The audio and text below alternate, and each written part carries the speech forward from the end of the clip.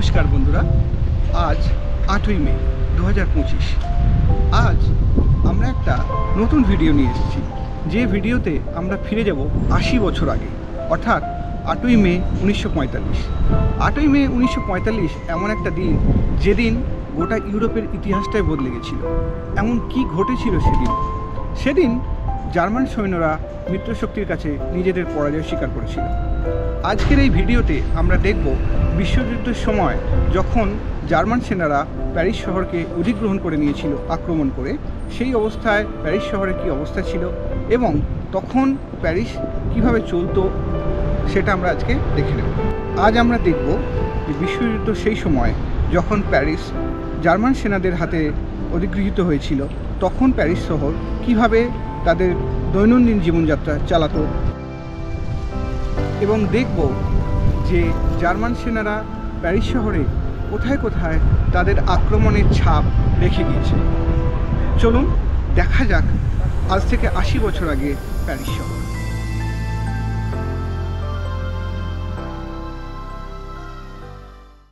দ্বিতীয় বিশ্বযুদ্ধ শুরু হয়েছিল সেপ্টেম্বর 1939, যখন জার্মানির নাৎসি বাহিনী পোল্যান্ড আক্রমণ করে।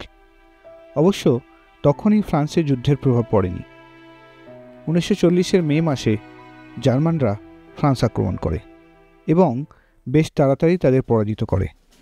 ফরাসি সরকার 10ই জুন প্যারিস পরিত্যাগ করে এবং এর ঠিক 4 দিন পর, অর্থাৎ 14ই জুন, জার্মান সেনারা প্যারিস শহরের দখল নেয়। প্যারিস শহরের দখল নিয়ে জার্মান সেনারা শহরের মূল রাজপথ অর্থাৎ শানজেলিজেতে লং মার্চ শুরু করে। এই শানজেলিজের একটা দিক হলো আর্ক দে ট্রায়াম্ফ আর একটা দিক কনকর্ড। এরপর জার্মান সৈন্যরা সারা শহর দাপিয়ে বেড়াতে শুরু করে।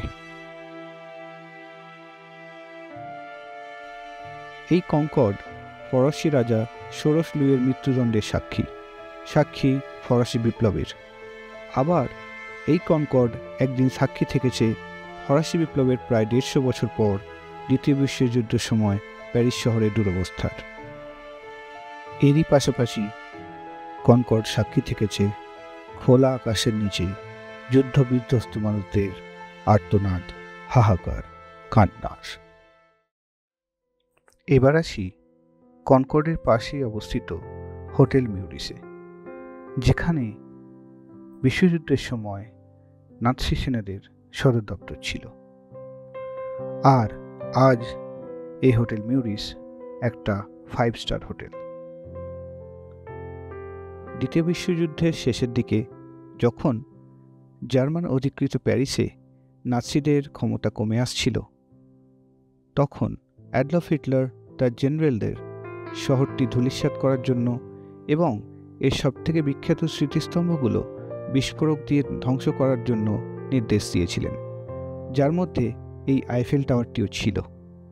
সৌভাগ্যবশত আদেশ কার্যকর হওয়ার আগেই মিত্রবাহিনী প্যারিস শহরে এসে পৌঁছায় এবং টাওয়ারটি ব্যাপক ক্ষয়ক্ষতির থেকে রক্ষা পায়। যদি আপনি আইফেল টাওয়ারের উপরের তলায় ওঠেন, তাহলে প্যারিসের মুক্তির স্মরণে একটি ফলক দেখতে পাবেন।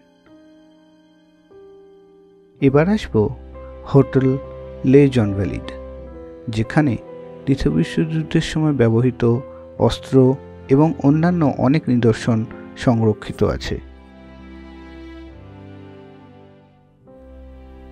এই হোটেল লে জনভ্যালিড 1700 শতকে রাজা ষোড়শ লুইয়ের তৈরি, যা ছিল আদতে সেনা হাসপাতাল এবং সেনাদের রিটায়ারমেন্ট হোম। আর আজ এটা ফ্রান্সের সেনা ইতিহাসের মিউজিয়াম।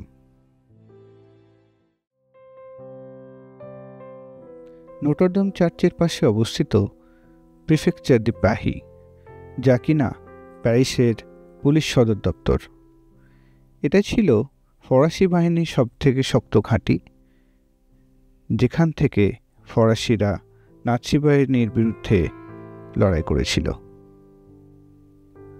1940 থেকে 1944 4টে বছর প্যারিস শহর জুড়ে ঘুরে বেরিয়েছে জার্মান সেনারা। তাদের ভারী বুটের শব্দ খান খান করেছে প্যারিসের নিশুতি রাতের নিস্তব্ধতাকে। দ্বিতীয় বিশ্বযুদ্ধের আঁচ থেকে বাঁচেনি দ্বাদশ শতকে তৈরি নথোদাম দে পাহি অর্থাৎ নোটরদাম চার্চ। তার কারণ প্রিফেকচার দে পাহি আসলে এরই পাশে অবস্থিত।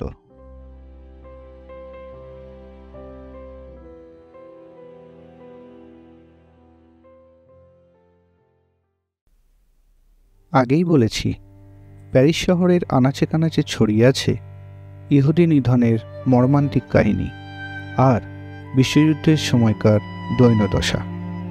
এই ওয়ার মেমোরিয়ালটি এমনই এক ইতিহাসের সাক্ষী। এই ওয়ার মেমোরিয়ালে লেখা আছে শহীদ আর বিতাড়িত ফরাসিদের কথা, যাদের জোর করে নাৎসি কনসেন্ট্রেশন ক্যাম্পে পাঠানো হয়েছিল।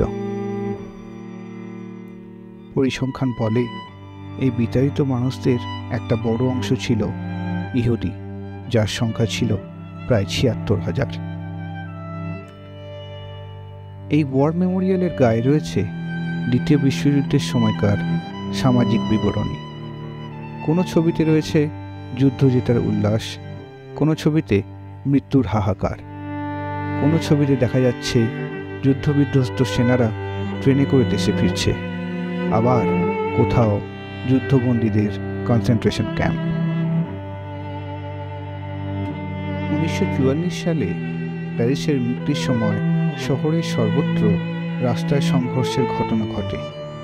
অনেক ভবনে আজও সেই সংঘর্ষের চিহ্ন রয়েছে, বিশেষ করে শহরের কেন্দ্রস্থলে অবস্থিত হোটেল দে ভিলে, যেখানে বুলেটের চিহ্ন, গোলা এবং বোমার চিহ্ন আজও দেখতে পাওয়া যায়। ভারতবাসীদের কাছে 16ই আগস্ট 1971 যেমন বিজয় দিবস, তেমনি ইউরোপে বিজয় দিবস হল দ্বিতীয় বিশ্বযুদ্ধের মিত্রশক্তি কর্তৃক জার্মানির সশস্ত্র বাহিনীর নিঃশর্ত আত্মসমর্পণের আনুষ্ঠানিক স্বীকৃতি উদযাপনের দিন, 8ই মে 1945 মঙ্গলবার। এটি সমস্ত জার্মান সামরিক অভিযানের আনুষ্ঠানিক আত্মসমর্পণকে চিহ্নিত করে। ফ্রান্সে 8ই মে কিভাবে পালিত হয়? প্যারিসে রাষ্ট্রপতি আর্ক দ্য ট্রায়াম্পের নিচে অজানা সৈনিকের সমাধিতে শ্রদ্ধা জানিয়ে এই অনুষ্ঠানের সূচনা করেন। তারপর 8ই মেকে সম্মান জানিয়ে সারাদিন কুচকাওয়াজ এবং শ্রদ্ধাঞ্জলির আয়োজন করা হয় সারা শহর জুড়ে। ভিডিওটি ভালো লেগে থাকলে লাইক, শেয়ার এবং কমেন্ট করতে ভুলবেন না। ধন্যবাদ।